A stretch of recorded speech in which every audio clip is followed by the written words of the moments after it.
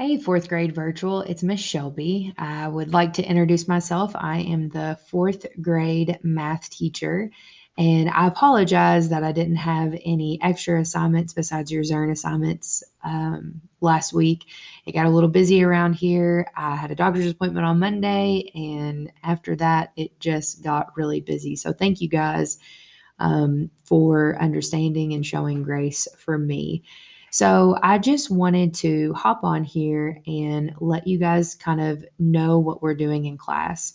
We are now finishing up 2 digit by 2 digit multiplication. So, for example, 34 times 26. That's what we're finishing up. We actually had a test on Friday over it. So, what I've done this week is I've given you guys assignments on MobyMax to kind of freshen up your memory on how to do 2 digit by 2 digit. So, what I wanted to do first is talk about the three strategies that we use in class. There's three strategies that you can do when you're solving a 2 digit by 2 digit problem. The first one, and I'll actually get my document camera going here because I would love to show you guys exactly what I'm talking about here. Sometimes it's a little slow. There it is. So, one of the first ones that I want to talk about is standard algorithm. So, standard algorithm is what I tell the kids here at school. It's the old way of solving a multiplication problem. And the reason I say the old way is this is how I learned how to solve it. This is how your parents learned to solve it. And they might teach you this way at home. But standard algorithm is basically the one way that we were all taught. And then there are two new ways. So I'm going to take you to the old way. This is kind of the old way. It's called standard algorithm. So, for example, we have 24 times 35. Now, the biggest thing about multiplication is getting comfortable with your strategy. But the most important thing is knowing your multiplication facts. So if you're still having trouble with your multiplication facts, make sure that you guys are practicing those at any time, extra time that you need, because we're actually getting ready to start division. So that's really going to help you when you do division. So the first thing that we're going to do is we're going to do 5 times 4. And we kind of just act like this 3 is not here right now. We do 5 times 4, which is 20. So we're going to put our 0 here and we're going to carry our 2. Now I always do plus 2 because the rule is that we are going to multiply first, then add. So the next thing that we're going to do, and remember, we're acting like this 3 is invisible right now. The next thing we're going to do is 5 times 2. Okay, so 5 times 2 is 10, plus 2 is 12. So we're going to bring that down. Now, what I've told the kids here at school is that since we've added this 2, it no longer means anything. So we can go ahead and mark that out. So now we're going to go over to the 3. And since the 3 is in the tens place, we are going to drop an egg. This is what I've told my kids to call it. You can call it anything. Really, what it's called is a place value holder. And I tell them just to drop that egg. And that's just something that they can remember. So we're going to drop this egg and we're going over to the 3. And we're going to do the same thing. We're done with the 5. Now we're going to do 3 times 4, which is 12. So we have to carry our 1. And we're going to do 3 times 2, which is 6, plus 1 is 7. Now we're going to add both of these products. So 0, 4, and 8. And this is our product. And product is the answer to a multiplication problem. You'll hear me say that a lot. So that is standard algorithm. I'm going to take this same problem and I am going to do another one, another strategy, and I spelled that wrong. That's okay, is partial products. I love this strategy.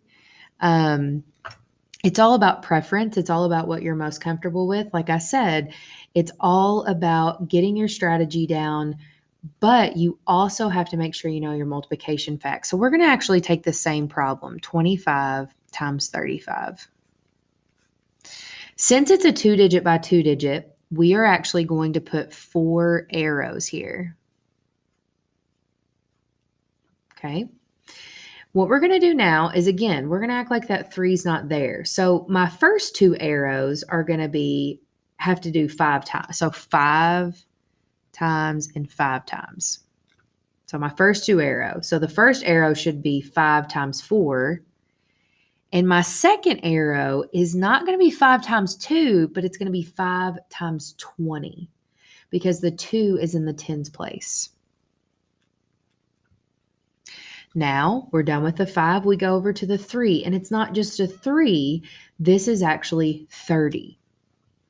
So 30 times 4 and 30 times 20 because it's in the tens place. The only thing about this strategy that I tell my kids, and I have to stress it a lot, is that when you go to multiply these, you have to make sure that they're lined up because you're going to add at the end. So I'm going to go through here. 5 times 4 is 20. Now I do a little trick with these zeros. I just put the 0 down and then do 5 times 2. That's a cool little trick. So I already have the 0 down. 5 times 2 is 10. So that makes 5 times 20, 100. I have this 0, so I'm going to put it down. Then I know 3 times 4 is 12. I have 2 zeros, so I got to put 2 zeros down. And 3 times 2 is 6. So then we're going to add them all up. We have 0. This is 4, 6, 7, 8. And we have the same answer. So what's really cool about all these strategies is sometimes I think we get stuck on we have to do it the old way. We don't necessarily have to do it the old way. We have to pick a strategy that's going to work best for us. Okay, and I'm actually going to do area model right next to it. So the last strategy is area model. And I like this strategy too. It's a lot like partial products. So we're still going to do 24 times 35. But this time, instead of drawing arrows, we're going to draw a box. And your box should look like a window. It's going to look kind of like an offset window, but it should look like a window. The next thing you're going to do is you're going to break apart 24. So there's 2 tens, so that's 20, and then 4. And then there's 35, so there's 3 tens, which makes it 30 and 5. So what I do is the same thing. I can put a little X right here because it stands for multiplication. So 30 times 20 goes here, and 30 times 4 goes here. So I'm going to put my 2 zeros down. 1, 2. 3 times 2 is 6. I have 30 times 4, so I'm going to put a 0 here. 3 times 4 is 12. Now I'm done with this 30. I'm going to the 5. So it's the same thing. 5 times 20. So I have a 0 here. 5 times 2 is 10. 5 times 4 is 20. Now we take all of these and we add them. So again, it's very important to stack them correctly. If you don't stack them correctly, then you're going to come out with the wrong answer. So 0, 4, 6, 7, 8. 840. So those are actually the 3 strategies that we use in class to solve these problems. So when you're doing your assignment today, be thinking about how you could use one of these strategies. And I know that your assignment is called standard algorithm, or it's called standard algorithm with 2 digits. But when you get out your piece of paper to work these out, you don't necessarily have to just do standard algorithm. You could also do these 2. So I hope that this video helps with some strategy work. You guys are going to be doing different lessons. So tomorrow you're going to be doing your Zearn lesson like you normally do, but you're also going to be doing a lesson on MobyMax along with watching these videos. So I hope that you guys have a great Tuesday, and I hope if you have any questions, please reach out to me on Dojo or through email. Thank you guys.